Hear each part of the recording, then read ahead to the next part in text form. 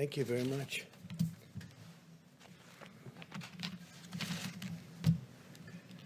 Today we continue to send our love to the great people of New York and New Jersey. We support them fully. We grieve alongside every family who has lost a precious loved one. New Yorkers are tough and strong and brave. New Jerseyites are tough and strong and brave, and they're being hit very hard right now. And for the next week, hopefully not much longer than that, it's going to start to go in the other direction. Our country is being hit hard, but some areas have done so incredibly well. We're so proud of them. They will beat this virus. We're going to beat it with the grit and the heart for which they're known and for which our country is known. And we appreciate everything that everybody is doing. We pray for Prime Minister Boris Johnson. He's become a great friend of ours. He loves this country. He loves his country. But he loves the USA, and he's always been very good to us. Whenever we had difficulty, he was with us, and we appreciate it. So we pray for Prime Minister Boris Johnson. He's going through a lot. As we intensify our military campaign against the virus, I think that it must be brought out that we have to thank the American people for continuing to follow our guidelines on slowing the spread, an expression that more and more people are thinking about. Nobody ever heard of it 2 months ago, and now everybody is talking about slowing the spread, stopping the spread. Even during this painful week, we see glimmers of very, very strong hope, and this will be a very painful week. And next week, at least part of next week, but probably all of it. Look, if one person dies, it's a painful week. And we know that's going to unfortunately happen. This is a monster we're fighting. But signs are that our strategy is totally working. Every American has a role to play in winning this war. And we're going to be winning it. And we're going to be winning it powerfully. And we'll be prepared for the next one, should it happen, but hopefully it won't. Our massive airlift operation for critical supplies, it's called Project Airbridge, continued today as 5 massive flights landed in the United States packed with personal protective equipment. And our nation's heroic healthcare workers will be the beneficiaries of that. 27 more flights are scheduled in the near future over the next couple of weeks. The Army Corps of Engineers is constructing facilities that will support more than 15,000 hospital beds to treat patients in need. So they're building now approximately 15,000. They just completed the big one in New York. They just completed and are in the process of continuing in Chicago and many other places. They're incredible. The Army Corps of Engineers, we owe them a lot, what they were able to do in such a short period of time. They'll build these massive facilities, 2,000 beds in 4 days. So it's really something very special. I know I was in the construction industry, and you don't see that happen very often. I want to remind governors and emergency managers that sharing real-time data with us about equipment and their needs is very important. All of their supplies, hospital occupancy is critical. A lot of the occupancy is really getting a little bit lower than anticipated, and that's good. We sort of thought that was going to happen. And we're getting along very well with the governors. This whole situation with respect to talking to us about equipment and equipment needs, giving us a little bit of lead time, so important. All the supplies, we're getting it to everybody like they never thought possible, but will ensure that we can rapidly deploy federal assets where and when they're needed, especially on ventilators. We're actually getting some ventilators back. As you know, the state of California was great. They sent some back, which they won't need, and Washington State likewise. And we have some others coming back, so we're using them in areas we need them. We are pressing forward aggressively on the scientific frontier of the medical war. The companies I've spoke to, the 4 leading, I call them the genius companies, they're doing incredibly well with respect to cures and also with respect to a vaccine that's going to protect us, totally protect us. And they have some great potential. It's going to take a little while yet, but they have some great potential, some great early results. And the governor's been working hard, and we are working hard with the governors. There's been great coordination, especially over the last little while. We're giving them a lot of equipment, a lot of ventilators, but a lot of equipment of all types. And I will protect you if your governor fails. If you have a governor that's failing, we're going to protect you. But the governors are working well with us over the last period of time. Today, in our stockpile of ventilators, and again, we need the stockpile so we can immediately move them from place to place wherever the monster hits. It's a monster. We have 8,675 ventilators right now in stock, ready to move. And we have all sorts of incredible soldiers. Our military is going to move them should they be needed in, as an example, if we need additional in New York or the New York City area. You have state, you have city, and spoke to Mayor de Blasio, and we really have a great, well-coordinated campaign with Mayor de Blasio. It's been really good. Spoke to Governor Cuomo. There's been great coordination. So if they need something, we have it. If Louisiana needs something, we have it. Same thing with Michigan. Same thing with Illinois. There are certain spots that are very hot, and we'll see what happens. But we'll know pretty much. We'll have time, and we'll be able to move it. In addition to the 8,675 ventilators, we have 2,200 arriving on April 13th. We have 5,500 arriving on May 4th. These are ones that we're building for the most part. And we have, as you know, great companies building them. Ford, General Motors, GE. We have really some great companies that are doing it. On May 18th, we have 12,000. On June 1st, we have 20,000. On June 29th, we have 60,000 ventilators coming, 60. So we have a total of 110,000 ventilators coming over a short period of time. I don't think we'll need them. Hopefully we won't need them. I don't think we'll need anywhere near them. But we'll have them for the future, and we'll also be able to help other countries who are desperate for ventilators. The UK called today, and they wanted to know would it be possible to get 200, and we're going to work it out. We got to work it out. They've been great partners, United Kingdom, and we're going to work it out for them. So they wanted 200. They needed them desperately. We now have 10 drugs in active trials, with 15 more soon to follow, as well as 2 vaccine candidates in active clinical trials. We'll do whatever it takes to secure needed medical supplies and bring more production of essential medicines back to our shores. We're doing that. We're bringing them back to our shores. A lot of these companies, they went a little bit haywire. They went away from this great country, and they had them produced elsewhere. So we're going to start bringing them back. I've been talking about that for a long time, not only with medical, but lots of other things. America continues to perform more tests than any other nation in the world, and I think that's probably why we have more cases. Because when you look at some of these very large countries, I know for a fact that they have far more cases than we do, but they don't report them.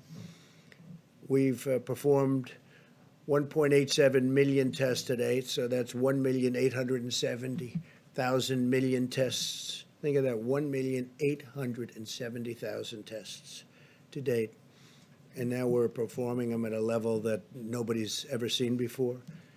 As we announced yesterday, CVS testing sites in Georgia and Rhode Island will be using Abbott Labs' rapid 5-minute test. We're down to now 5 minutes. It's a 5-minute test so that people can get their results back very quickly. And we're actively engaging on the problem of increased impacts. This is a real problem, and it's showing up very strongly in our data on the African-American community. And we're doing everything in our power to address this challenge. It's a tremendous challenge. It's terrible. And provide support to African-American citizens of this country who are going through a lot, but it's been disproportional. They're getting hit very, very hard. In fact, while we have Tony here. I'd like to maybe have you come up and address that one, and then I'll continue. But if you could address that, it would be great, Tony, please. Yeah, thank you, Mr. President. We have a particularly difficult problem of an exacerbation of a health disparity. We've known literally forever that diseases like diabetes, hypertension, obesity, and asthma are disproportionately afflicting the minority populations, particularly the African Americans. Unfortunately, when you look at the predisposing conditions that lead to a bad outcome with coronavirus, the things that get people into ICUs, that require intubation and often lead to death, they are just those very comorbidities that are unfortunately disproportionately prevalent in the African American population. So we're very concerned about that. It's very sad. It's nothing we can do about it right now except to try and give them the best possible care to avoid those complications. Thank you, Mr. President. Thank you very much. And Tony, I think you're going to have some pretty accurate numbers over the next few days, right? But they are they're very nasty numbers, terrible numbers. In total, 1,200 Abbott machines, Abbott laboratories have been fantastic, have been shipped now nationwide.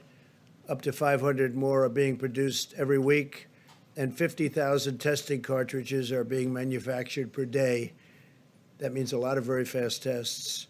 No nation in the world has developed a more diverse and robust testing capacity than the United States. We're dealing with other nations, helping them out because the testing is very tough for them, and our tests are very accurate. A lot of tests are out there, and they're not accurate at all. In fact, some of the tests, you don't have a clue what's going on. So we're working with other nations trying to get them help also.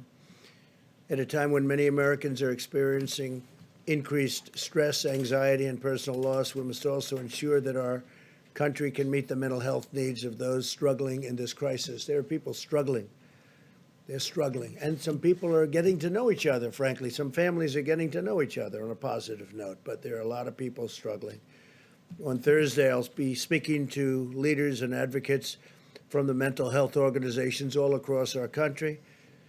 And we are going to be talking about resources and tools that we'll make available to them. They need help. And it's a big problem. When you take something where it was the most successful country in the world, still is, the whole world is shut down. Think of it, we're down to numbers that are incredible.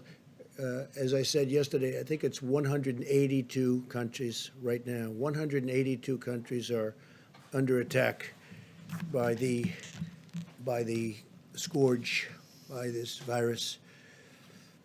But as we wage medical war on the virus, we're also speeding economic relief to our people. It's incredible. We just had a meeting that was absolutely incredible with the banks. I spoke with leaders in the banking and finance industry about our efforts to help American workers and employers. As of today, small business has processed more than $70 billion in guaranteed loans and will provide much needed relief for nearly 250,000 businesses already. So we are going to be providing tremendous amounts of money to the small businesses of our country who have been absolutely clobbered, and they'll be keeping open, and they'll be paying their employees, and they'll be all set to go. We're going to have a rocket upward. I want to thank David Solomon, CEO of Goldman Sachs, Brian Moynihan, CEO of Bank of America, Gordon Smith, co-president, COO of J.P. Morgan Chase, Charles Scharf, CEO of Wells Fargo, Michael Corbett, CEO of Citigroup, Al Kelly, CEO of Visa, Michael Miebach, CEO of MasterCard, Noah Wilcox, CEO, Chairman of Grand Rapids State Bank, and we had numerous others also on the call, and I just appreciate them. We're way ahead of schedule, by the way. We're way ahead of schedule. The Paycheck Protection Program has been incredible. So based on the incredible success of the program, I'm announcing that I'll be asking Congress to provide an additional $250 billion for the Paycheck Protection, which will help keep Americans employed to facilitate a quick and full recovery. We're doing very well We're looking very bipartisan. A lot of people want to do it, and the plan is amazing. You know, they're processing hundreds of thousands of loans, and this is the big banks that are doing it, the community banks. But the biggest banks right now in our country are doing it, and they're doing it for a lot of reasons. One of them is they want to help people. The WHO, that's the World Health Organization, receives vast amounts of money from the United States, and we pay for a majority, a biggest portion of their money. And they actually criticized and disagreed with my travel ban at the time I did it. And they were wrong. They've been wrong about a lot of things. And they had a lot of information early, and they didn't want to, they seemed to be very China-centric. And we have to look into that. So we're going to look into it. We give a majority of the money that they get. And it's much more than the 58. $58 million is a small portion of what they've gotten over the years. Sometimes they get much more than that. Sometimes it's for programs that they're doing, and it's much bigger numbers. And if the programs are good, that's great as far as we're concerned. But we want to look into it. World Health Organization, because they really are, they called it wrong. They called it wrong. They missed the call. They could have called it months earlier. They would have known.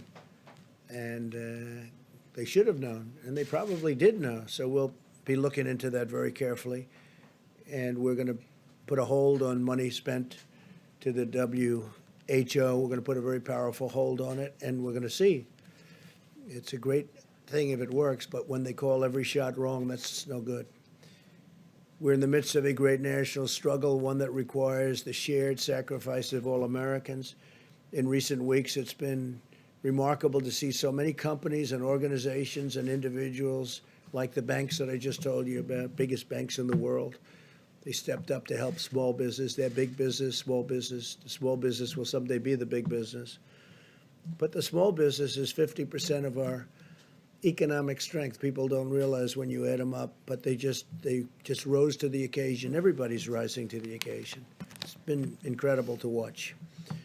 To honor and celebrate the extraordinary examples of patriotism and citizenship we're seeing, I'm asking Americans to use the hashtag America Works Together when sharing stories of how we're all working together, getting through this ordeal in a fashion that nobody would have ever thought possible. It's been incredible, and that's why the numbers are so far much better. We want to keep it that way. If you look at the original projections, if we did nothing, it would be disastrous. If we decided to do something, we closed it down, had no choice. It was a good move. That was a good move.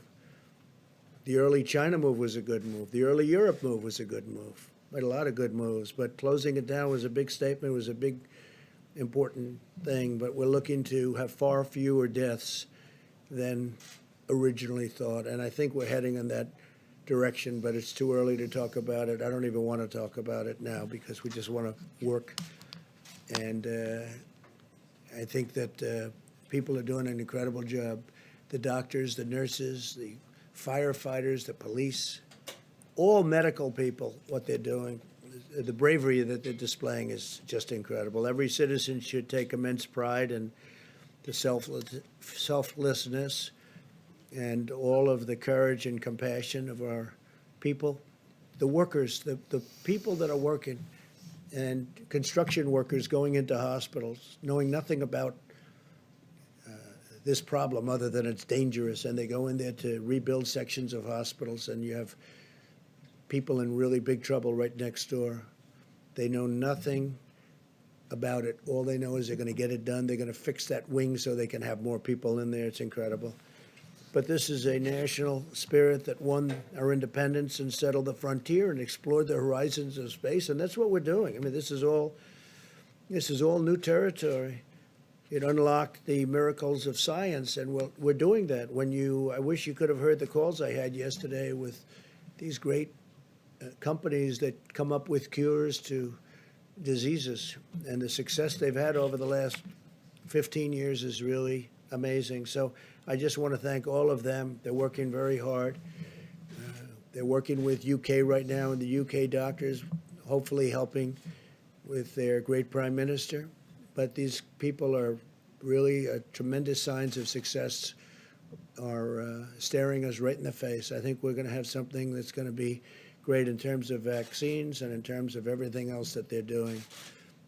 Just helping, really helping us, helping the people of our country, and helping ultimately the people of the world. So I want to thank you all for being here. I will take some questions, and then I'm going to give it over to the Vice President, and they're going to go into great detail onto what we're doing and all of the successful supplies and medical equipment that we're getting. All of the ventilators, I've said it, but you can go over it in more detail if you'd like, but we're taking in and building thousands and thousands of ventilators, and they're very high quality. I said, you got to go for the quality, and these are quality companies doing it. So, because there is a big difference between a good ventilator and a not so good ventilator, Tony, right? We've seen that. And big difference. So we're going top of the line. Steve, please. The acting Navy Secretary submitted his resignation today, Motley. Why did that become necessary, and what role did you have in this, sir? Well, I had no role in it. I've heard, I don't know him, but I've heard he was a very good man. And it was the whole thing was a very unfortunate. The captain should not have written a letter. He didn't have to be Ernest Hemingway. He made a mistake, but he had a bad day. And I hate seeing bad things happen. Man made a mistake. But, you know, you shouldn't be writing letters, and you're in the military. You're the captain of a great ship, and you shouldn't be writing letters and sending them to many people. And then it gets out to the media. And, you know, the question is, how did it get out to the media? So there's a lot of bad things happened there. And I had heard he did because he didn't want to cause any disturbance for our country. So that was because he wouldn't have had to resign. I would not have asked him. I don't know him. I didn't speak to him. But he did that, I think, just to end that problem. And I think in really many ways that was a very unselfish thing for him to do. What should happen now to Commander Crozier, who left? Well, they're going to look at that. I think the Secretary of Defense, as you know, is Mark Esper, and he's very capable. And I think he's looking at that right now. They're going to just take it under regular Navy channels to see what they want to do. But he made a mistake, but he shouldn't have done that. And your secretary probably shouldn't have said quite what he said. He didn't have to resign, but he felt it would be better for the country. So I think it will end it quickly. Yeah, so, Mr. President, a couple on the economic front. The $250 billion that was added today, or will be added for the small business loan program, brings it to $600 billion in total. Do you think that figure is enough? Might there need to be more down the line? You know, when you see hundreds of thousands of applications, don't forget they're for $3,000, for $7,000, some for a couple of million. I guess one of the banks said a couple of million. So they're for different, very varying amounts of money. And there's a limit on the top, and then there's really no limit on the bottom as to what it might be. But it's really popular. It's hundreds of thousands of applications. They really like it. What I like is it keeps these companies together, these little companies. Just like we're going to help the airlines and the big companies, we're going to help the little companies. And the banks are running. Nobody's equipped to do a thing like that, but the banks are equipped. So the banks are doing it. Big banks, small banks. We have many banks, community banks. And they're processing the loans, and they'll be able to watch it and make sure it's done properly. Talk today, sir, as well about potentially reopening the economy in the upcoming weeks. You mentioned the other day about a potential economic task force. Can you give us some sort of update as to where We're that may or thinking may about not... that, but we want to open up, and we want to get it open soon. That's why I think maybe we're getting to the very top of the curve. I spoke with Governor Cuomo, and he seems to think that he's getting close, and I think a lot of people think that a lot of places are getting close. We want to start hitting the downside, and I think we're going to be doing. This is going to be a very difficult week, however. This week will be a very difficult week because that's the most difficult week when you're at that top position, and we'll see what happens. We'll see what happens. It does open up. What can the federal government do? Well, Because the federal there's a lot government of has done a lot, and it's going to do a lot. We want to. I really think that with the stimulus, we can be maybe even beyond. We're going to do perhaps infrastructure, which you wouldn't have gotten approved before, and now people are looking to do it. And the beauty is we're paying zero interest, or very close to zero interest. In some cases, we're paying actually zero, have no interest charge. And the dollar is very strong, and people are investing in the dollar. They want, the fact that we have the strong currency. We have the currency. Our currency is everything. And other companies, other countries want to be in our currency. So we're getting all of the investment wanting to come into the dollar. The dollar is the strength. The dollar is the whole ballgame. We have a strong dollar. Other currencies are going down, way, way down in some cases. You look at other countries, I won't mention them, but other countries are going down 22%, 25%, 28%, and it's very hard for them. That makes it much more difficult. With us, our currency is relatively now stronger than it ever was, or it was over the last few years relative to other countries. It's always relative to other countries, but our currency is very strong. So therefore, people want to invest. If we do a bond issue to do infrastructure, everybody wants a piece of that issue, even at zero interest. Yeah, please.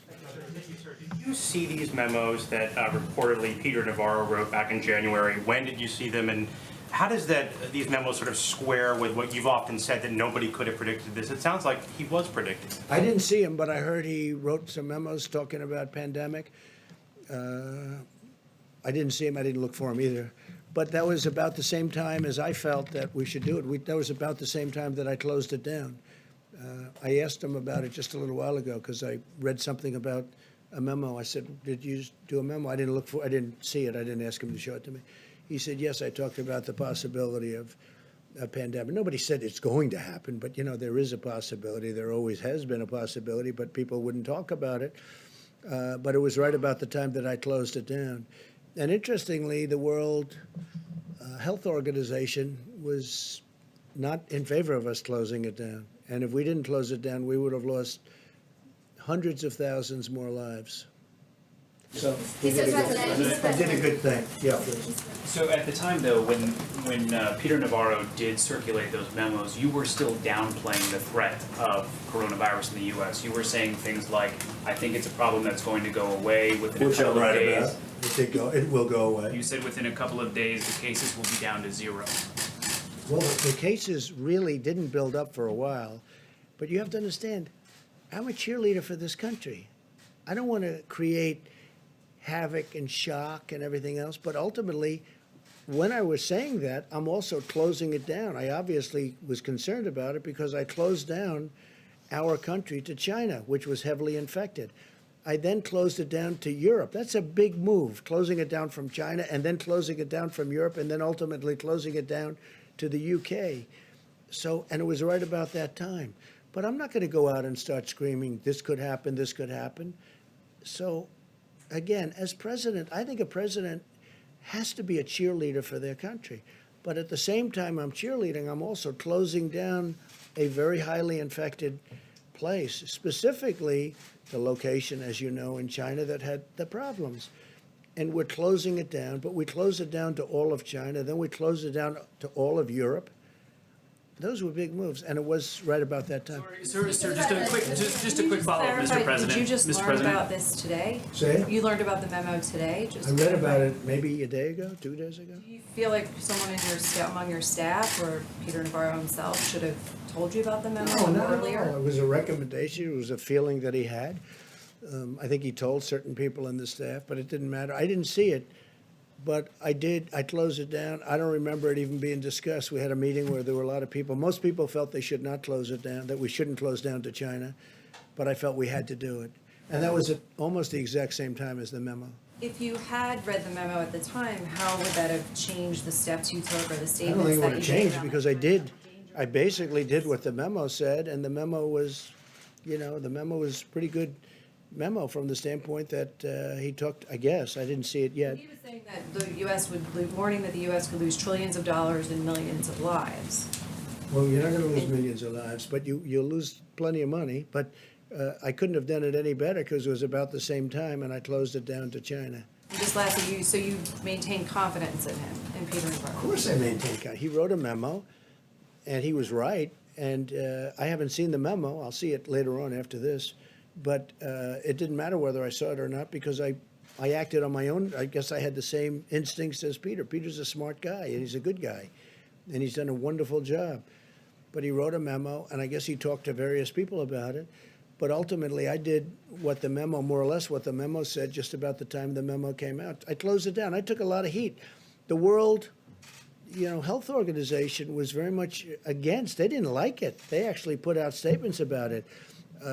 In all fairness to Joe Biden, he called me xenophobic. Like, I don't like China. I like China. I like the Chinese people are phenomenal people. So I was called xenophobic. I was called racist. How could I do a thing like this? Now, since then, Joe said that he was wrong, and he said that I was right. But I closed it down, and I was called names by some of the morning show hosts who don't have a clue what they're talking about. They're not smart people. And I was called all sorts of names when I closed it down to China. Now they try and hide that, the tape of them saying terrible things. But that was a great decision. If I didn't do it, if I didn't do that, we would have had hundreds of thousands more people dying. Yeah, please. You talked a lot about the WHO, and I was wondering, Dr. Fauci had discussed them earlier, so if I could ask you a question about. Well, he respects the WHO, and I think that's good, and he's worked with them for a long time. But they did give us some pretty bad play calling. They've also, I think, given lots of countries in the world accurate coronavirus testing that's been central to your guys' data modeling and so on. That I don't know. I can only say that with regard to us, they're taking a lot of heat because they didn't want the borders closed. They called it wrong. They really called, I would say, every aspect of it wrong. So it's until the funding freeze I'm does not happy about it. Look, we fund it. Take a look. I mean, go through step by step. They said there's no big deal, there's no big problem, there's no nothing. And then ultimately, when I closed it down, they actually said that I made a mistake in closing it down, and it turned out to be right. But at the time, they did that. So we're just going to take a look at it. We fund it, and they seem to be, I said recently in social media, I said they seem to be very China-centric. That's a nice way of saying it, but they seem to be very China-centric. And they seem to err always on the side of China. And we fund it, so I want to look into it. Yes, please. Thanks. A quick follow-up on that. So is it time to freeze funding to the WHO during a pandemic? No, maybe not. I mean, I'm not saying I'm going to do it, but we're going to look at it. You did say that. We give a tremendous, no, I didn't. I said we're going to look at it. We're going to investigate it. We're going to look at it. But we will look at ending funding. Yeah, because you know what? They called it wrong. And if you look back over the years even, they're very much, everything seems to be very biased toward China. That's not right.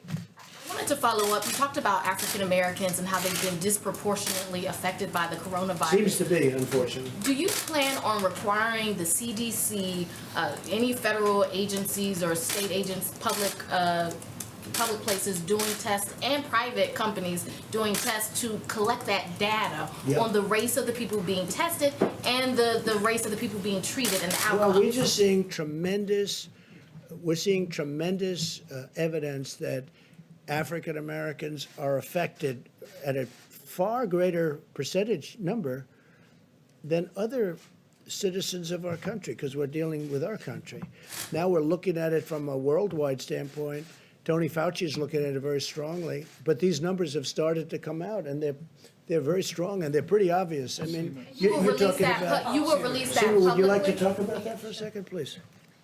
I think one of the things that we're going to be doing with our Medicare data is to do that analysis. We're going to look back at the last month or so and look at, related type illnesses going forward. We now have a code for coronavirus, so we can actually stratify by demographic information, so we can look at race as a factor. We can also look at what the underlying health issues are as well. So we'll be providing that data very shortly. But we will be doing that analysis. We're working on that very hard. This is something that's come up over the last, I hadn't heard this, and then over the last few days, this has come up more and more. And I don't mean by a little bit. I mean many times. It's a real thing. Now, we want to find cures, we want to find therapeutics, we want to find vaccines, because that will solve everybody's problem. But why is it that the African American community is so much, numerous times more than everybody else, and we want to find the reason to it. And Dr. Fauci, Seema, both of them, and others are working on this, and they're going to have very good, I would say over the next, in less than a week, I think you're going to have very good statistics. Couple of Do days, 2 something days. specifically aimed at those communities that are being hard hit, those black communities that Well, are we're being hard helping hit. them a lot. But what's happening is we're trying to find out why is it that it's 3 and 4 times. Now, maybe that's not going to be the final number, but why is it 3 or 4 times more so for the black community as opposed to other people? It doesn't make sense, and I don't like it. And we're going to have statistics over the next probably 2 to 3 days, okay? Mr. President, you said, Please, in the back. Thank you. I'd like to ask a question on behalf of myself and a colleague who couldn't be here due to social distancing. Thank you. Who are you with? Who? With Hearst Newspapers. I'm the prickler today. Thank you. Some banks are only providing Paycheck Protection Program loans to clients with whom they have existing banking relationships. And you spoke to banking CEOs today. I wonder if you'll ask them, these lenders, to accept applications from all small businesses, Sure. not just the businesses with whom they have existing Okay, they'll be doing that, relationships. but we're also working with small community banks, so they will be doing that. It's a question I've already spoken about. I mean, in many cases, they have long-term relationships with thousands of companies. I was amazed to see how many, you saw the number of applications. It's hundreds of thousands. It's a lot of work.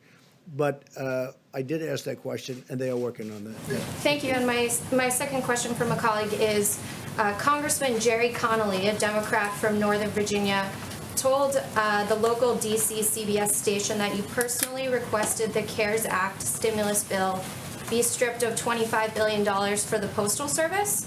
Connolly claims that unless the USPS gets that $25 billion, the agency will be run out of money by June. He accuses you of hastening the demise of the Postal Service. Could you respond to that, please? I'm the reason the Postal Service has lost billions of dollars every year for many, many years. I'm the demise. This is the new one.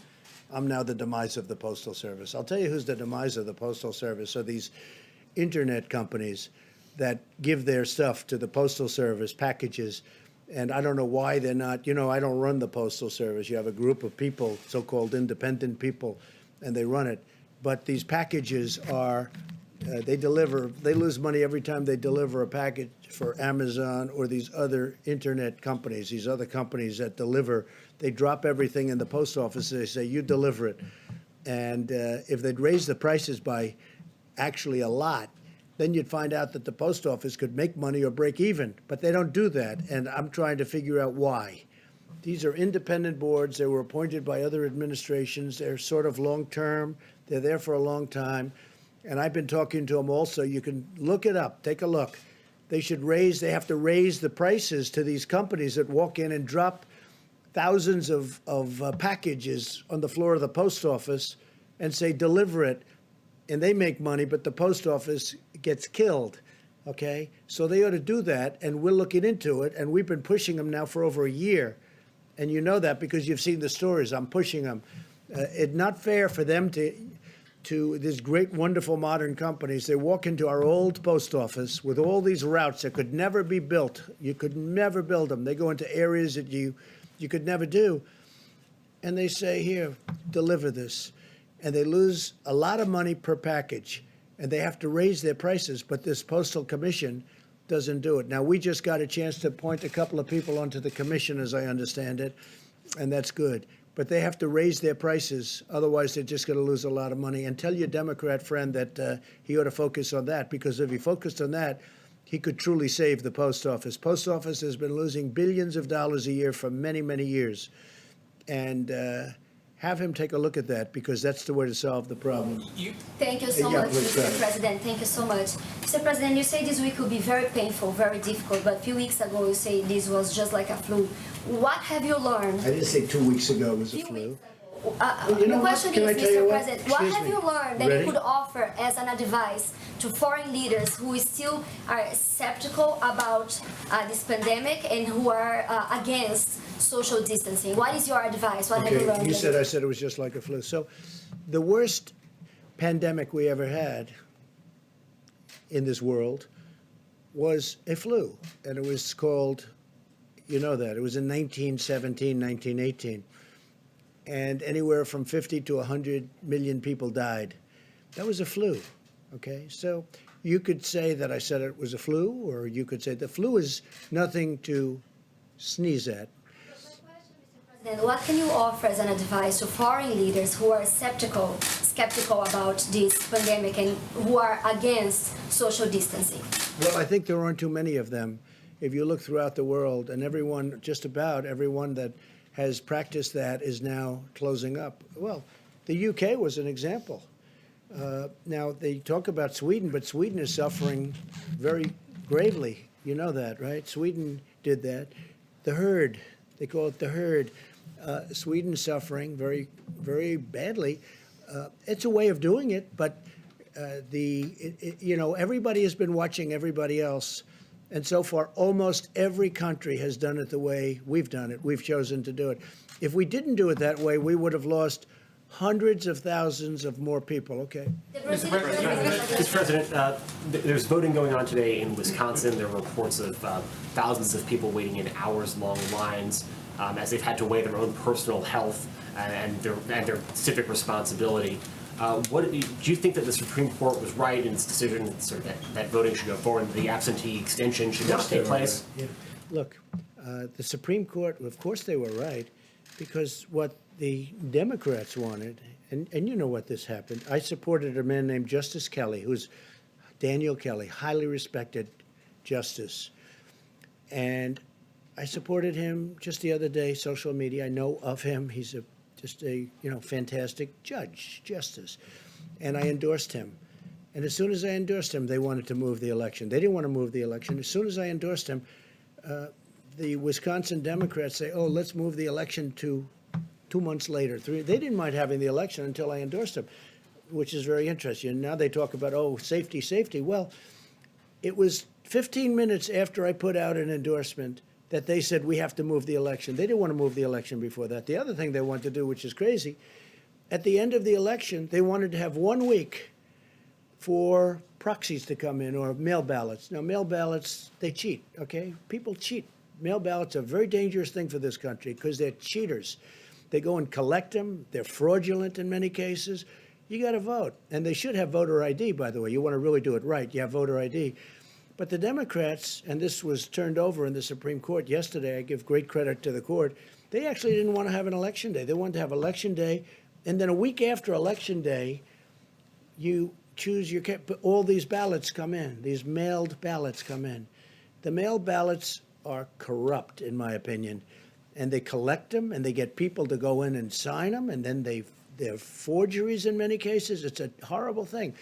And so what happened is, the Democrats in Wisconsin, they had no problem with the election being today until I endorsed the Republican candidate, Justice Kelly, Daniel Kelly. And as soon as I endorsed him, they went crazy. They went crazy.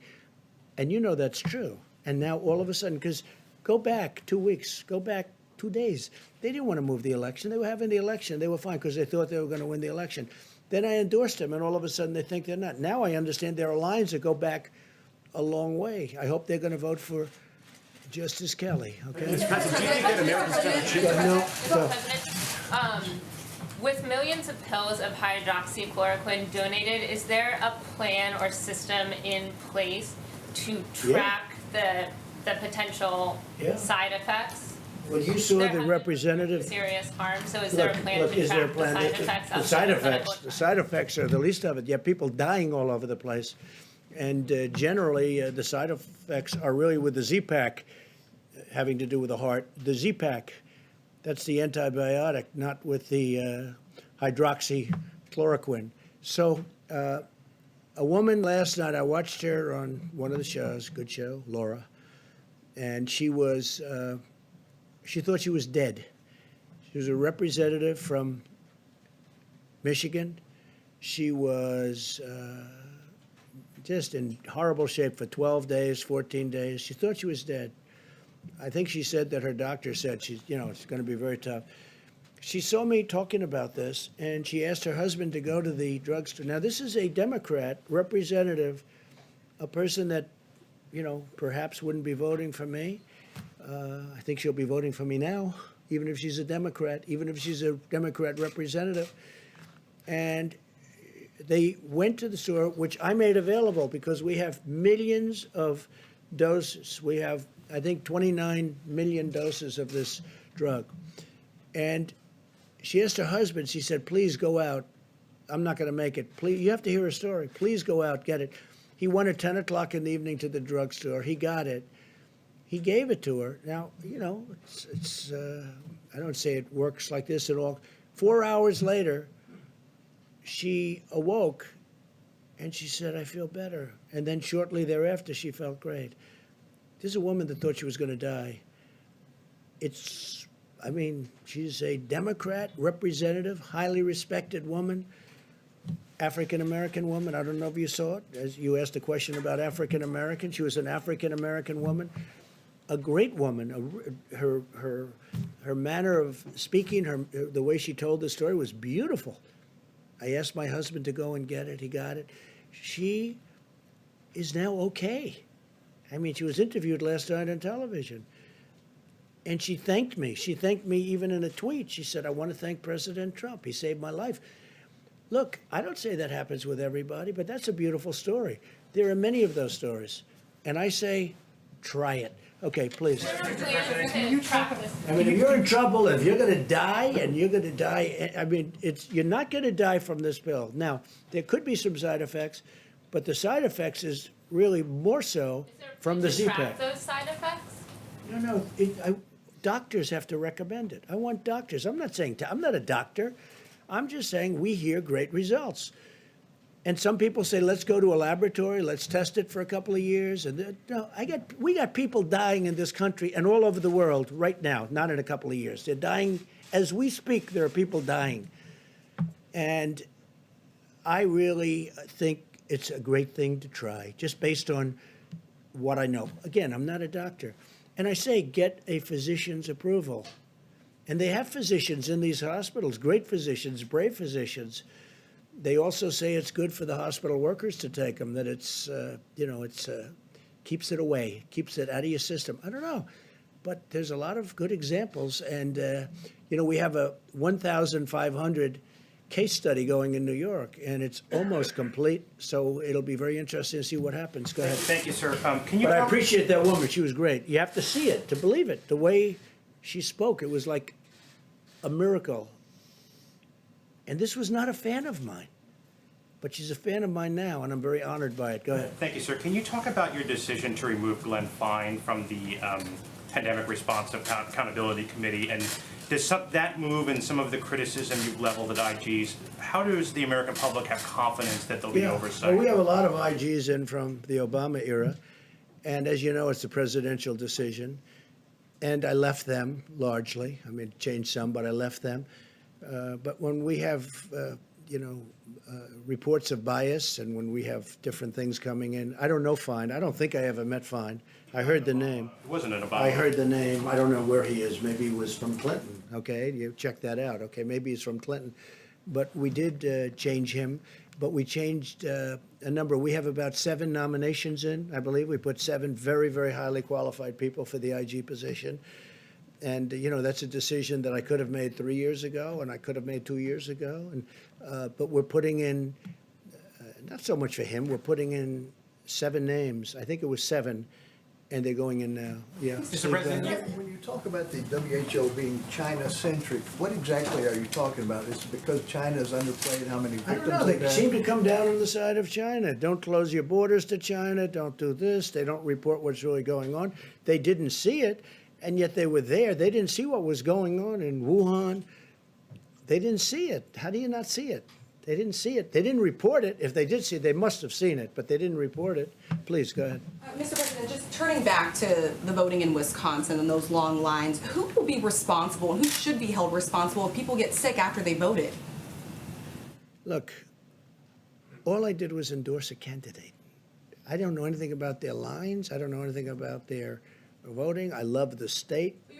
I To get out and vote today as well. Will you take some of the responsibility if some of those I people won the get sick? state, which is rare for a Republican to do, but I won the state of Wisconsin. I'm going to win it again because we've been great to the people of Wisconsin, as you know, with our policies, and they like me and I like them. But all I did was endorse a candidate that's highly qualified, very respected person. And all hell broke loose as soon as I did that. And then all of a sudden they want to change. Before I endorsed them, they didn't want to change this voting area. There was no problem with the Democrats voting until I endorsed the candidate. Then they said, let's move it 2 months, let's move it 3 months later. Safety, safety, safety, right? All of a sudden they want safety. Well, before I did the endorsement, they didn't talk about safety. It was fine for months. For months, it was fine. It was always going to be. And now I endorse, and they want safety. So, you know, that sounds. Thank you. Just to follow up on that, how does the election, them holding this election in Wisconsin line up with the social distancing recommendations that have come from your Well, there you administration? have to ask the people that you have a Democrat in Wisconsin as governor. Ask him. That's his problem. Okay, he should be doing it. Again, some governors fail, and I won't let them fail because when they fail, I'll help. But that's run by Democrats right now. Okay, it's run by Democrats. You had a great Republican. Is it possible to socially distance when you're voting? You're going to have You crowds. have to speak you're to the gonna have- governor. What you should do is call the governor of Wisconsin and ask him that question. But also ask him, how come it was okay to do this until I endorsed the candidate? And as soon as I endorsed him, these lines are formed, and I hear, Mike, the lines are through the roof. So, you know, hopefully they're going to vote for the right candidate. Yeah, please. Mr. President, can I just check in on oil again today? I was wondering if. Oil? Yeah. if Where there's- is it today? Well, I was wondering if you. No, where's the price? Give me the price. I'm not sure, to be honest. How can you ask a question when you don't know the price? I'll look it up for you. Okay, let me do somebody else then. Go ahead. You were highly critical of mail-in voting, mail-in ballots for voting. I think mail-in a few minutes voting ago, is but horrible. you voted by It's mail corrupt. in Florida's election last month, didn't you? Sure, I could vote by mail for the. How do you reconcile Because I'm that? allowed to. Well, that's called out of state.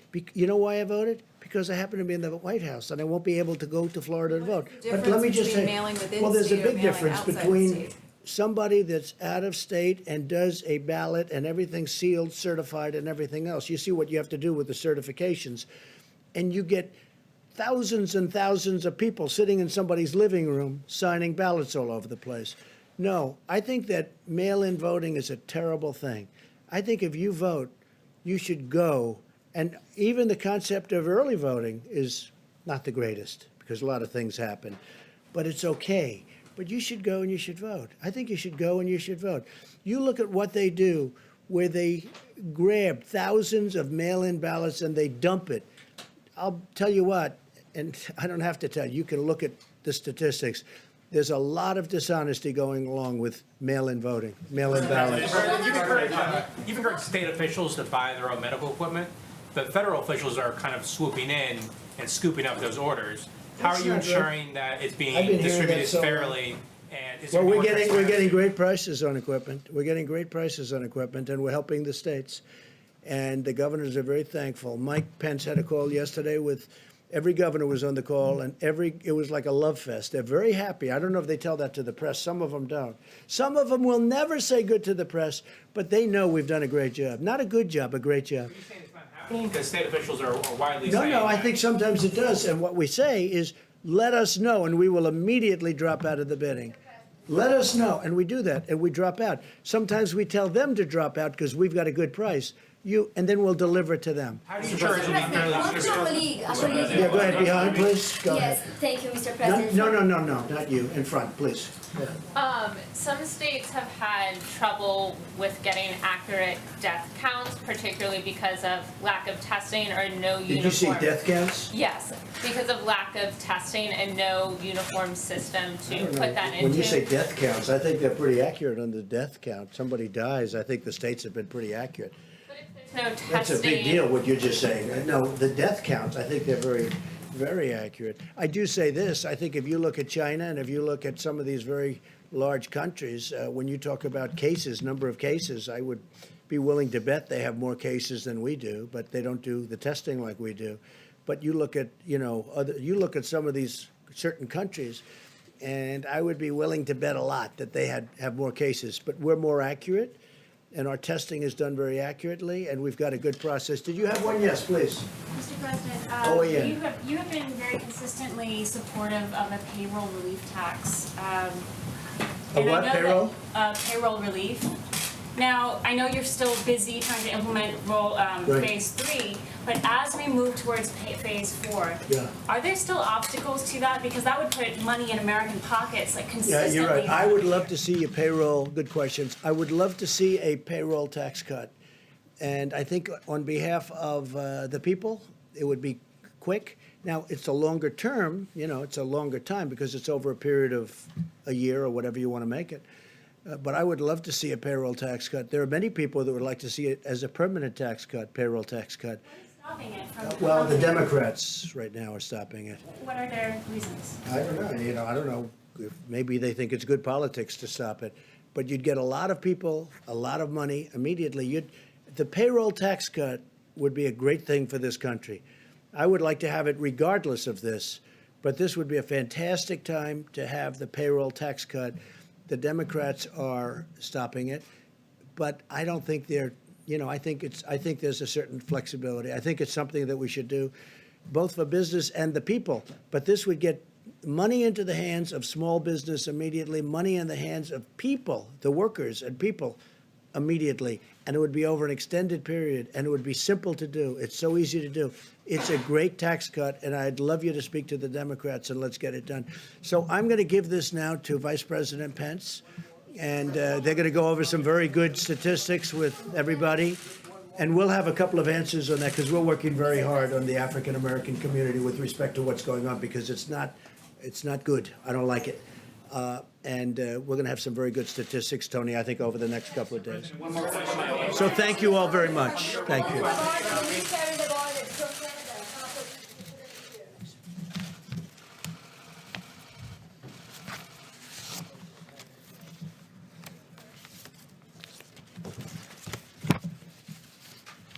Thank you all. A few updates, and then I'll introduce Dr. Deborah Birx to talk about what we're seeing around the country, what the data is telling us. But suffice it to say, as the President said several times, this is a very tough week in America. And our hearts go out to all of the families that have lost loved ones to the coronavirus. But I know I speak for the entire White House coronavirus task force when I say our hearts are with the people of the greater New York City area today. As we stand here today, in the midst of heartbreaking numbers of losses in New York City, I also want to assure the American people that there's reason for hope. As Dr. Birx will enumerate in just a few moments, despite the increase in losses, as Governor Cuomo articulated today, hospital admissions continue to decline. And in our report early this morning from Dr. Birx, we continue to see evidence of stabilization in some of the areas around the country of the most significant outbreak, the New York metro area, including New Jersey, Long Island, and Connecticut, New Orleans metro area, Detroit, Boston, Chicago, and Denver, as Dr. Birx will explain, continue to give evidence of stabilization, which in a very real sense is evidence that the American people are putting into practice the social distancing, the President's guidelines for our nation. And for that, as the President said earlier today, we thank the American people. Even in the midst of hardship and loss at a time when we've seen more than 385,000 Americans test positive for the coronavirus and more than 12,000 succumb to this illness. The evidence that Dr. Birx will describe to you will show that the American people know our future is in our hands. And so as I begin, allow me just simply to continue to urge every American to put into practice the guidance you're receiving from your state and local authorities.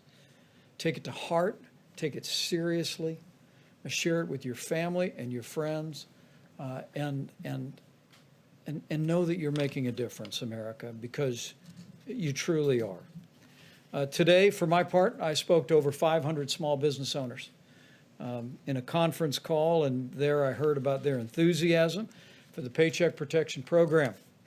And that call took place before the President had the Secretary of Treasury indicate our interest in acquiring another $250 billion for that program. As of this morning, more than $60 billion in forgivable loans that would cover 2 months of paychecks at small businesses had already been distributed, and the number is going to grow literally by the day. We also had a very productive call today with some other American heroes. You know, we all have in our hearts and in our minds our healthcare workers, and I'll speak for a moment about the supplies and resources that we're working to provide for all of them. But right below our healthcare workers are all the people that are working in critical infrastructure around the country, and some of the most important people are working in food supply. I mean, from the farmers and the ranchers to our processors, to our distributors, to our truckers, to our grocers. Americans are keeping food on the table for our fellow Americans. And let me begin by just saying what I said to some of the most prominent CEOs of meat and grain industry companies in the country, companies like Tyson Foods and Hormel today. Not just these companies, but to all the hardworking people working in food supply today, thank you. Thank you for what you're doing to keep those grocery store shelves stocked. Thank you for showing up for work every day and working hard to keep that food supply rolling in America. You know, it was more than 5 weeks ago that the president brought in all the grocery store leaders in the country, and there he received a commitment that no grocery store in America would close, and they haven't. But it's been these heroic Americans, from the farm to the fork, that have made it possible for Americans to have one less worry, and they are truly inspiring heroes. That being said, I did hear from the industry today that there have been reports of some plants having reduced capacity because of people having concerns about exposure to the coronavirus. In fact, over the last several days, there's been some incidents of worker absenteeism, and some plants have actually been forced to close temporarily. And so on behalf of the president, on behalf of our entire team, and on behalf of a grateful nation, let me just say to all of you that are working in the food industry at every level across the country, just understand that you are vital. You are giving a great service to the people of the United States of America. And we need you to continue as a part of what we call our critical infrastructure to show up and do your job, and know that we're going to continue to work tirelessly in working with all of your companies to make sure that that workplace is safe. With that being said, let me talk about the other heroes that we always mention at this podium today, that Dr. Birx and Dr. Fauci invariably mention, and that's our healthcare workers. At the President's direction, we've been working tirelessly, literally around the clock, to identify resources around the country and around the world to make sure our healthcare workers have the support that they need. With some 51 major disaster declarations, most recently Minnesota being approved, states have stood up 27,000 National Guard, but personnel-wise, before the end of business today, there will be more than 3,000 Department of Defense and Health and Human Service medical personnel on the ground in the greater New York City area. And those people will be redeployed once that region of the country moves through the coronavirus epidemic in that area. And we salute those extraordinary patriotic Americans for stepping forward to bring real relief to our healthcare workers. With regard to equipment, Admiral Polovchek reported to the task force throughout the course of the day today that we have continued to distribute ventilators across the country. We're sending additional ventilators from the Strategic National Stockpile. Maryland will receive 50 ventilators. Delaware will receive 50 ventilators, and that will leave more than 8,400 ventilators still in the national stockpile. One correction from yesterday: after our press briefing yesterday, FEMA made a different decision with regard to what the state of California generously made available. And the ventilators, some 500 ventilators that we again want to thank Governor Gavin Newsom and the people of California for donating to our nation's efforts. 100 of those are being deployed to New York, 100 to New Jersey, 100 to Illinois, 50 to Maryland, 50 to Washington, D.C., 50 to Delaware, and 50 to Nevada.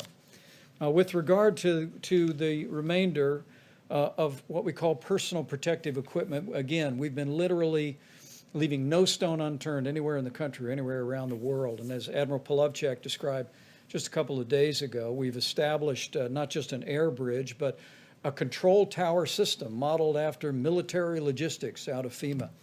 And while FEMA is acquiring a small portion of what's being acquired, 90% of the supplies are being routed directly into our massive distribution system. And FEMA is using the data that Dr. Birx provides to target those resources to the areas most in need. I asked them to break out a few details about resources that just in the last 5 days have been distributed, and I hope it's an encouragement to healthcare workers all across these regions and around the country about the efforts that are being made to make sure they have what they need. You can see the New York metro area, including New Jersey, just in the last 5 days, more than 6 million N95 masks, more than 6 million surgical masks. When Governor Cuomo and I last spoke, he told me there was a real challenge for medical gowns in the New York City area and in New Jersey as well. And 2.8 million gowns were distributed to that region as well. Going next to New Orleans, where again, while we see some encouragement, challenges remain in that community. Some 837,000 N95 masks for healthcare workers, 165 surgical masks, other items including almost 6 million gloves have been distributed. Detroit continues to be a real focal point. We're working closely with Governor Gretchen Whitmer as well as Mayor Mike Duggan to meet the needs of healthcare workers in Detroit. Just in the last 5 days, 1.6 million N95 masks have been routed into the healthcare system in Detroit, nearly 700,000 surgical masks, and 24 million gloves, just as a portion of what's displayed. And in the Chicago metro area, which we continue to focus on each and every day, more than 1.7 million N95 masks have been routed into their healthcare system, 900,000 surgical masks, 25 million gloves. I share these details in the hopes that healthcare workers looking on will be encouraged. At the President's direction, we are making every effort to make sure you have the resources you need to do your job, to do it safely, and to go home safe to your family, even while you provide that extraordinary and courageous care that our healthcare workers are providing literally around the clock in the midst of the coronavirus challenge. The last slide is just the cumulative numbers that we have distributed, and I'm happy in a few moments to answer any questions about that. Again, the system that we have in place is one that is essentially infusing our major distribution networks with millions of items, and then FEMA is directing on a day-by-day and oftentimes hour-by-hour basis where those resources are most needed. And we'll continue to do that as the coronavirus makes its way through these communities and through communities that are very much on our watch list today. And let me just lastly say that, again, I want to thank the American people for stepping up and doing your part. We continue to be overwhelmed with one story after another where people are doing social distancing, where people are looking after one another, where they're checking in with a phone call to an elderly friend, a family member, to make sure they're okay. I mean, we are on the front end of 30 days to slow the spread.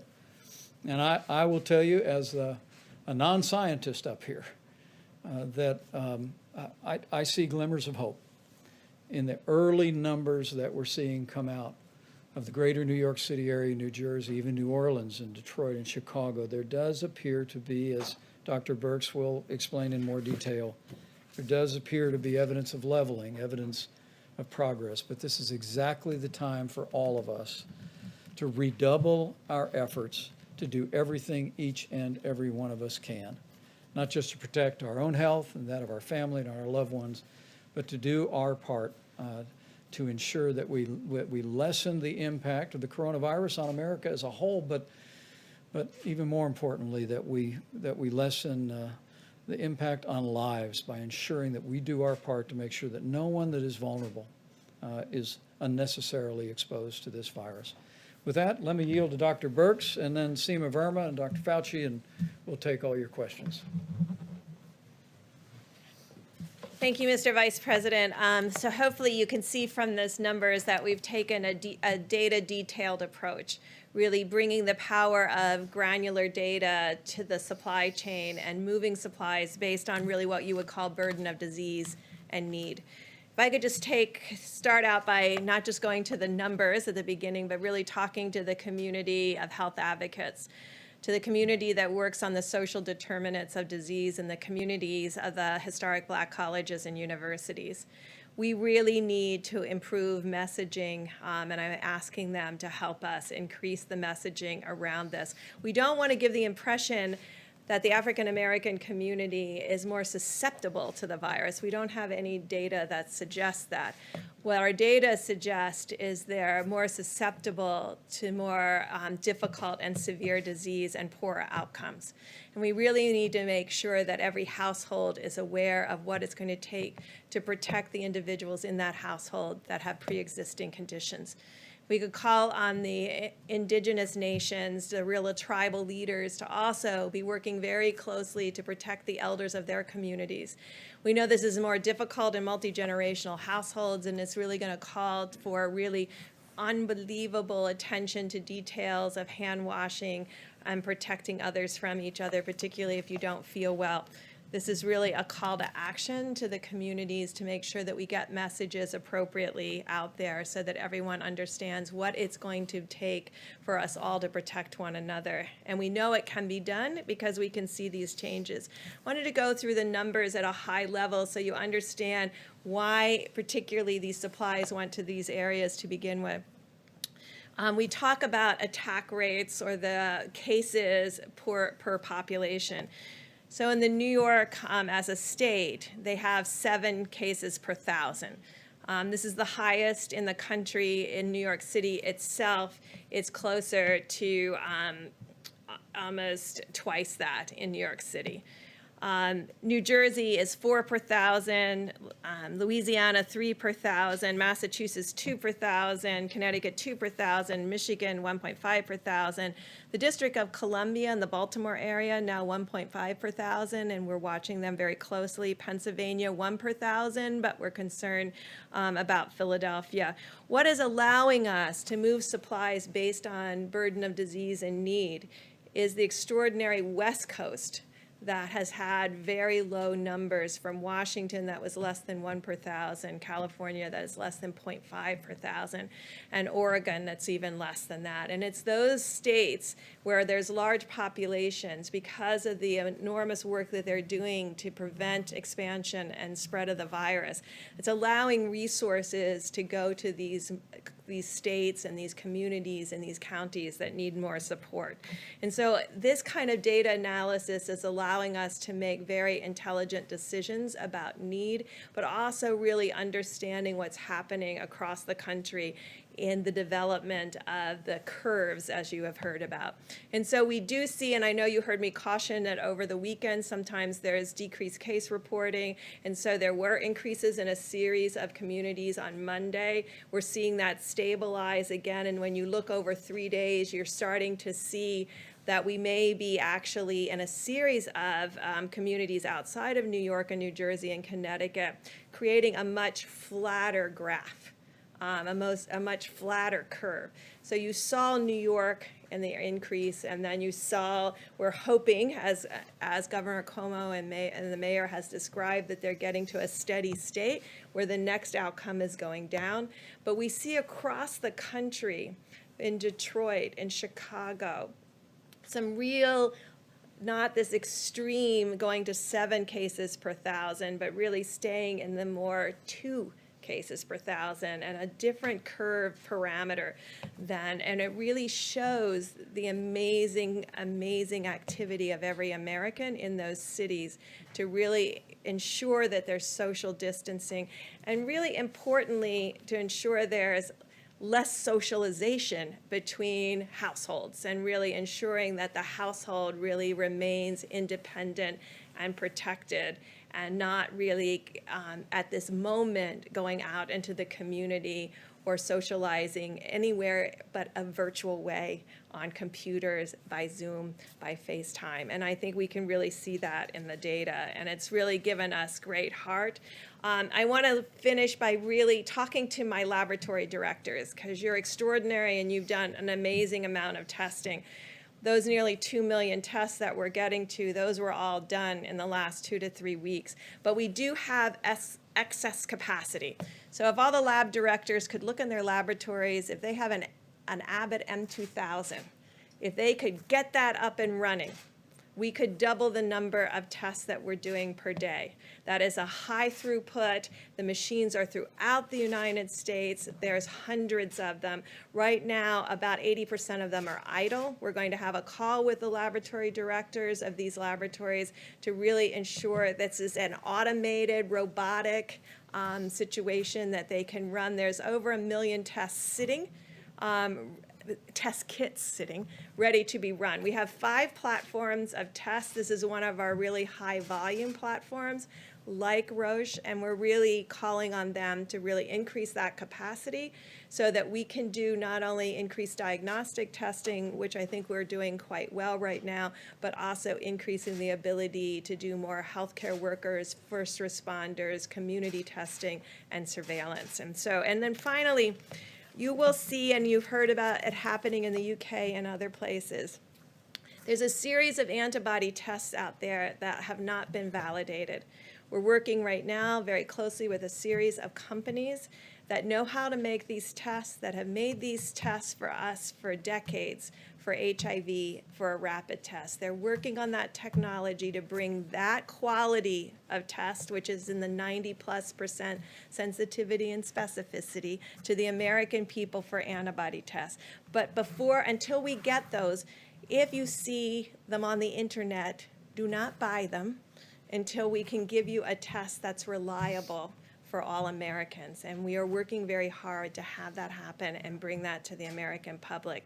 Some of the tests that may be available on the internet may have very low sensitivity and specificity and give you a false reassurance that you either give you a false positive or a false negative, implying that you may be protected. So please wait until we have those tests available and validated. People are working around the clock to make those available to the American people. We all understand how important that is, because you've heard us talk about asymptomatic cases, and we really want to know how broad that is and how common that is. And so in places like New York City, where I described that they had a 7 per 1,000, sometimes 2, 3, and 4 times any other place in the United States, being able to know what the number of people who never had symptoms but do have a positive test would be really critical at this point, particularly as we plan for any reoccurrence in the fall or in future seasons. Thank you.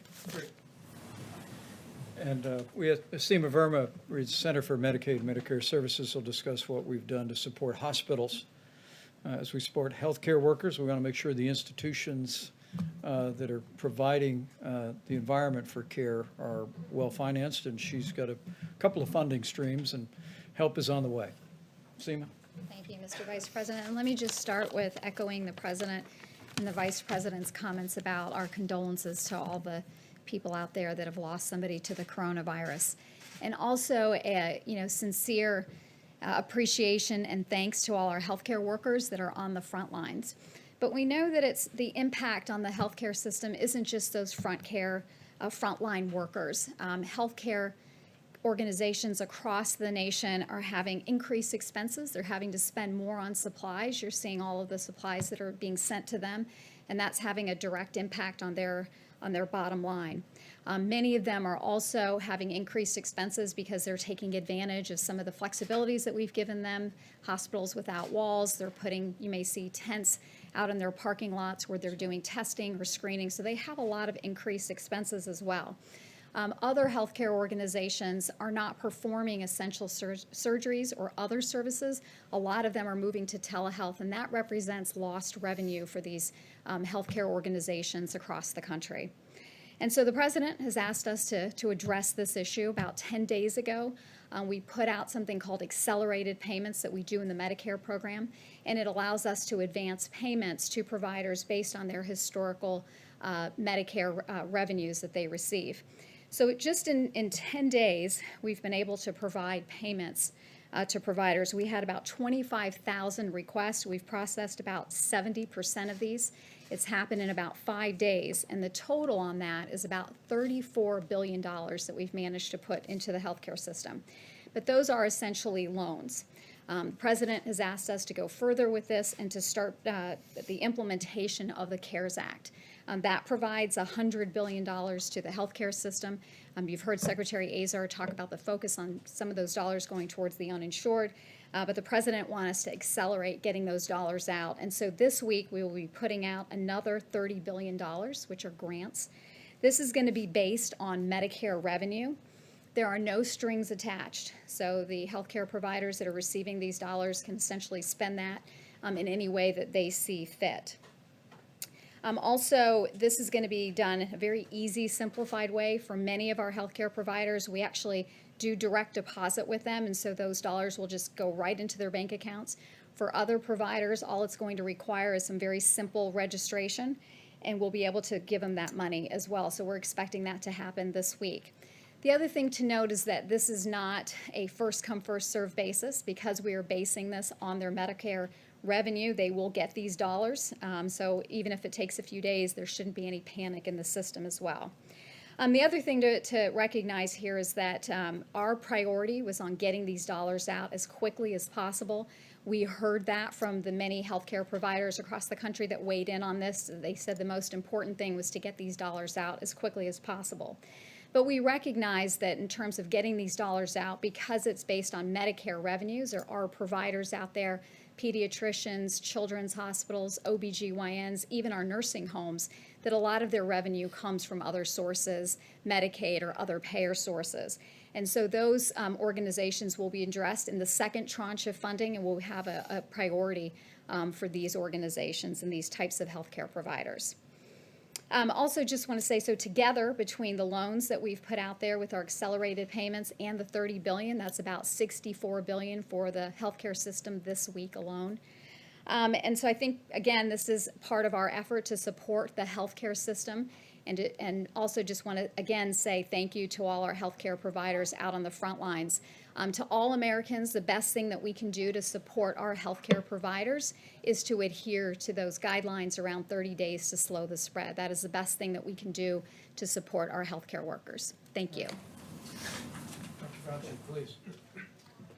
I just want to make a brief comment to get back to the discussion about the health disparities in the African American community, because it really is very important. And the reason I want to bring it up, because I couldn't help sitting there reflecting about sometimes when you're in the middle of a crisis like we are now with the coronavirus, it really does have ultimately shine a very bright light on some of the real weaknesses and foibles in our society. And as some of you know, the greater proportion of my professional career has been defined by HIV/AIDS. And if you go back then, during that period of time when there was extraordinary stigma, particularly against the gay community, and it was only when the world realized how the gay community responded to this outbreak with incredible courage and dignity and strength and activism that I think that really changed some of the stigma against the gay community, very much so. I see a similarity here because health disparities have always existed for the African American community. But here again, with the crisis, how it's shining a bright light on how unacceptable that is. Because yet again, when you have a situation like the coronavirus, they are suffering disproportionately. As Dr. Berg said correctly, it's not that they're getting infected more often, it's that when they do get infected, their underlying medical conditions, the diabetes, the hypertension, the obesity, the asthma, Those are the kind of things that wind them up in the ICU and ultimately give them a higher death rate. So when all this is over, and as we've said, it will end, we will get over coronavirus, but there will still be health disparities, which we really do need to address in the African-American community. Thanks. Well said. Questions for our panel, please. Yeah, for Mr. Vice President, and then a question for Dr. Birx as well. On the ventilator issue, with 8,400 of them in the stockpile and tens of thousands more coming, why are states like California and Washington needing to send ventilators to other states, and is that smart if they might need them later on? Well, I'm going to let Dr. Birx speak about what's happening in California and Washington, because it is a real credit to the people of both states and the leadership of both states to see the progress that we've made. We continue to witness that the numbers where the outbreak began, we all remember when this first emerged in the Seattle area, the numbers continue to be steady and low. And what we've seen the governor of California do, what we saw the governor of Washington State do, and the governor of Oregon, where the coronavirus hasn't arrived to a large extent in Oregon, I think is in keeping with the highest tradition of the American spirit. And they are understanding what I think Americans are understanding more and more, that while we tend to think of this as one large curve in our minds when it began in our country, and we long for the day that it will end, and we want to hasten that day by putting into practice all these mitigation efforts. The reality is, what these experts have explained to this layperson, is that what we're actually going to witness is a number of small curves that will cumulatively mean that curve. And for Oregon, for Washington State, for California to recognize where the need is, and then to partner with us and FEMA to make sure the resources are there at the time of the need, at the point of the need, I think is really inspiring. But Dr. Birx, do you want to speak to that? Yeah, I want to be clear. No, we didn't ask for their ventilators. They looked at their epidemiologic curves. These states have amazing health commissioners, and I think when this is over, we'll really be. All of the models were based on something we have never attempted to do anywhere in the world. We have never attempted to do this kind of mitigation. It was always theoretic to many individuals, and now we see across the globe people mitigating against this virus, realizing that their own behaviors can change the course and future of this virus in their communities, which is really astounding, the power that gives us to actually understand that we can compete against this virus and do well. And so I think their governors and their health commissioners looked at their curves, looked at their hospitals, looked at their ICU, and looked at their needs, and then decided that they didn't need those at this time and wanted to make it available for other states that were in more of that 2 per 1,000, 3 per 1,000, 4 per 1,000, and 7 per 1,000. And I think we'll learn a lot from other states and other communities to really understand how to do this better next time. And I think this is what will teach us, because we've never attempted anything like this, at least in my lifetime, where we've had, these 30 days to stop the spread. I mean, we've not ever put out information like that. So I think you heard the CDC director talk earlier today about, in the models, how different individuals thought communities would mitigate and the rate at which they would mitigate. And I think you can see that across the world, we're learning that when you give communities the information that they need to understand what's going on, and you're transparent, that communities can be part of the solution in a transparent and amazing way. And I think this kind of education and dialogue is always critical when you want communities. I think when I first started here 5 weeks ago, I said that we will win based on what the communities are able to do as a community of Americans. And I think we're all really deeply impressed about what they were able to do. So it was the governors who decided. The testing backlog, I just had a quick follow-up question on that. How close are we to getting into that 24-hour window you've talked about being very important? And then what is the status of the self-swab test? So we're tracking all of that very closely. I use my time here to appeal to people, specifically the health educators, the health advocates, because I know the power with them, but to my lab directors, I really need the Abbott M2000 online, because that means we can do an extra 100,000 tests a day, and there's enormous power in that. The ability to self-test, the ability, last time I had my test here, I self-tested, so it can be done. It's straightforward. It works very well with that rapid 5-minute test. But what we now have to create, and I know that's always difficult because everybody wants one of something, we now have to create a mosaic that brings together where we know every single machine is in the United States, where our gaps are, and then align resources with need and gaps in the testing, and ensure that we have the right laboratory test for the right community. So you can see there would be communities, particularly the Indian Health Service or rural communities, where that Abbott ID Now kit could be incredibly helpful, because otherwise they're shipping it all the way to a capital, maybe 3 states away, and that's going to add 2 or 3 days to the wait time, which we're trying to get away from. The backlog, 2 or 3 days, or what would you? It varies state by state, and we'll be talking with all of the states about really changing how we do testing in the community to really ensure that we're testing optimally. Because right now we have still focused very much on hospital diagnosis because we know it will make a difference in treatment. So these major laboratories are still putting drive-through tests at the back to all the hospital tests. And so that's where the backlog is in the drive-through tests. So I know if you're an outpatient, not an inpatient, but if you're an outpatient, that is where the delays right now are, but it's state by state. And so some states have 24-hour, 48 hours for both their outpatients and inpatients. Others have short for inpatient and longer in outpatient, and then we're trying to reconcile those two pieces. Right.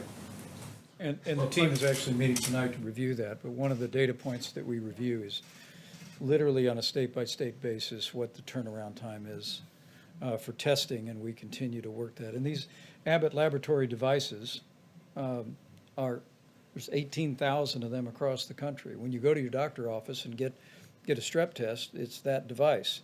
All Abbott Laboratories has done, with strong and swift efforts of the FDA, is create a test to put in that for the coronavirus, and it's a 15-minute test. And so I want to renew our call to all the healthcare providers around the country is find your Abbott device, and we'll work our hearts out to get a test to you. How about in the back corner? Mr. Vice President, thank you. One for you and then one for either of the doctors, if you don't mind. For you, sir, back to this idea of reopening up the economy, since it's not like there's a switch that you can just turn it back on. How does the administration envision this happening? Is it guidance from the White House and you hope the governors follow it? Are you going to put it in the governor's hands or the mayor's hands? How do you envision all of that working together? Well, the one thing I can assure you is that the president's decision in that regard is going to be informed by what the data shows and about decisions about when we can responsibly reopen America and put America back to work. I can tell you the CDC will have new guidance tomorrow that the CDC will be publishing for people who were in proximity to an individual that tested positive for coronavirus but have no symptoms.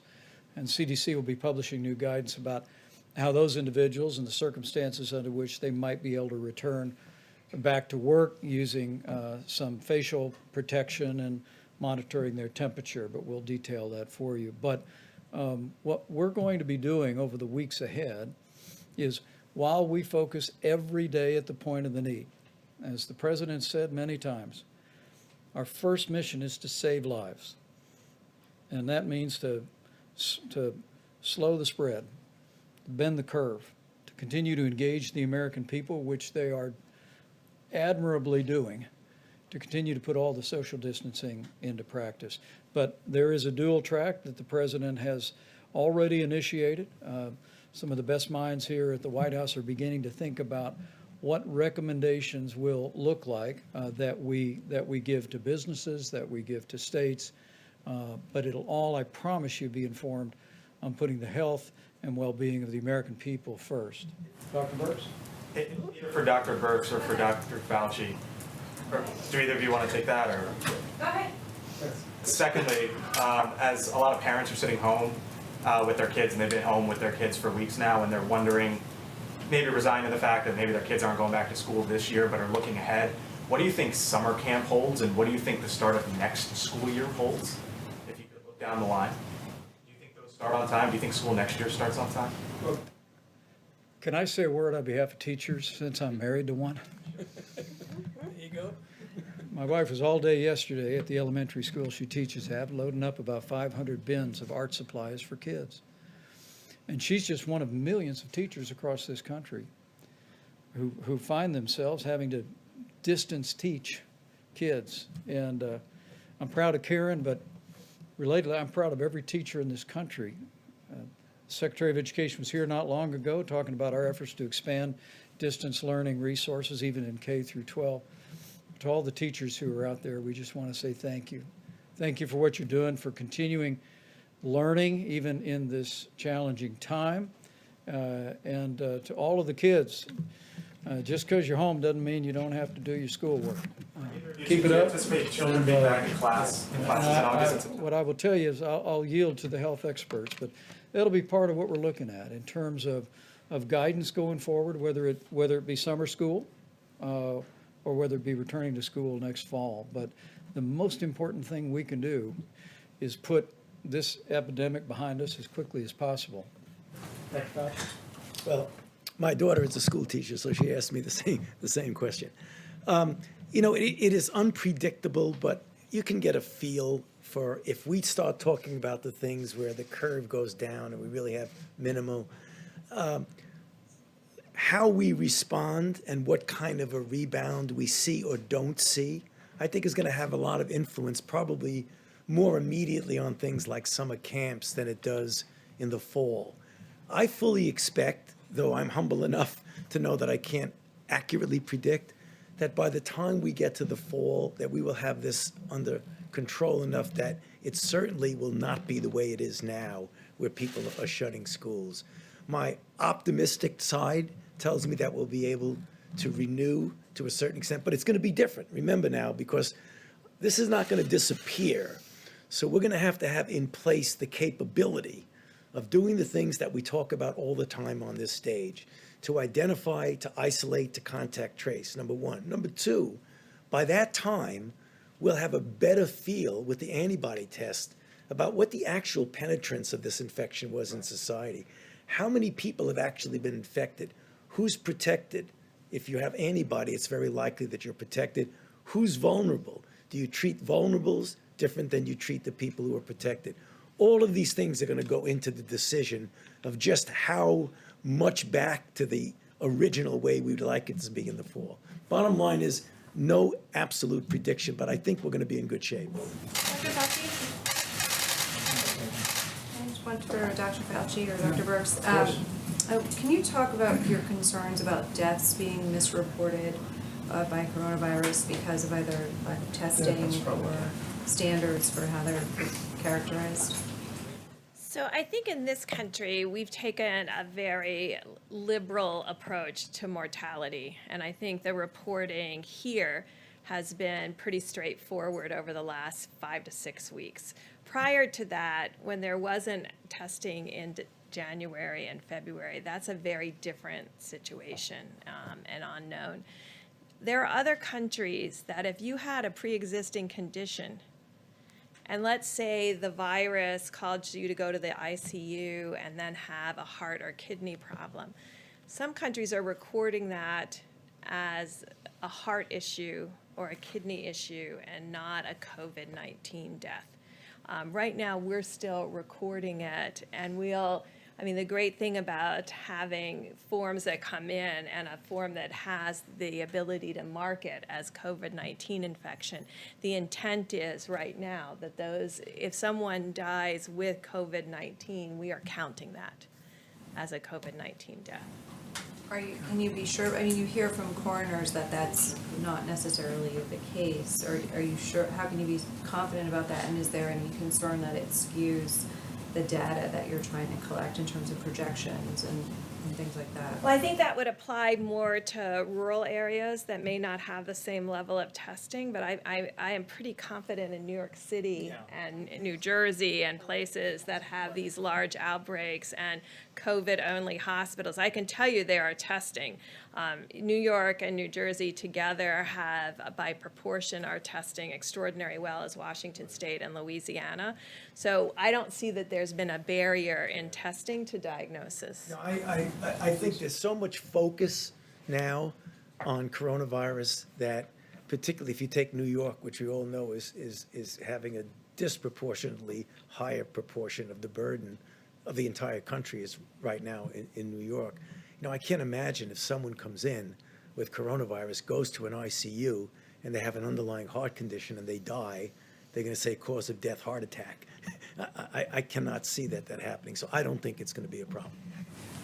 How about one more? Go ahead. A question for Dr. Fauci on the virus hitting Black communities the hardest. I mean, these numbers are staggering. Louisiana and other states are reporting 40 to 70% of deaths are African Americans. Do you expect that pattern to continue nationwide? Some states have not even reported their data yet. Yeah.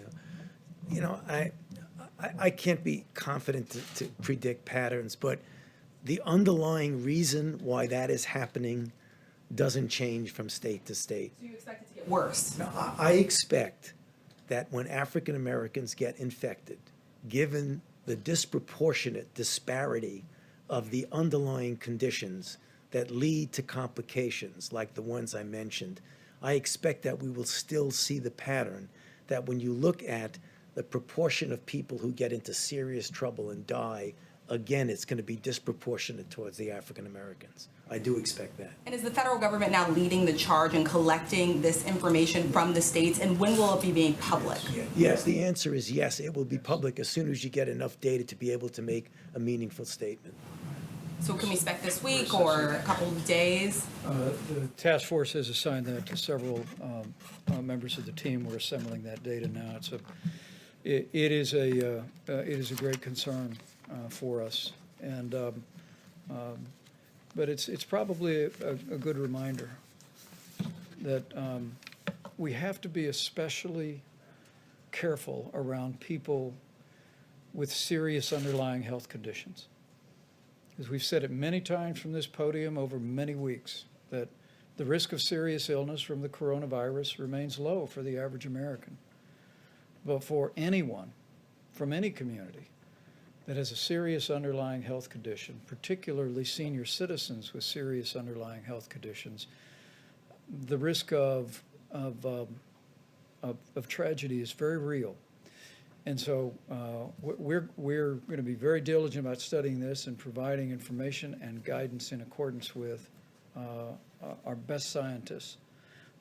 But I do want to say to each and every American, the President's coronavirus guidelines for America about wash your hands. If you're sick, stay home. If you can work from home, if you're not in critical infrastructure like our incredible healthcare workers or all those heroic people working to keep food on the shelves at our grocery stores and keep medicine at the pharmacies, we ask you to work from home if you can. Avoid unnecessary travel. Avoid gatherings of more than 10 people. Use a drive-through at a restaurant. Don't go in the restaurant. Not just to protect your health, but to protect those of every community, of every background in this country who may have underlying conditions that make them susceptible to tragic outcomes. That's how we can all do our part to slow the spread and to protect our most vulnerable. And the American people are doing it.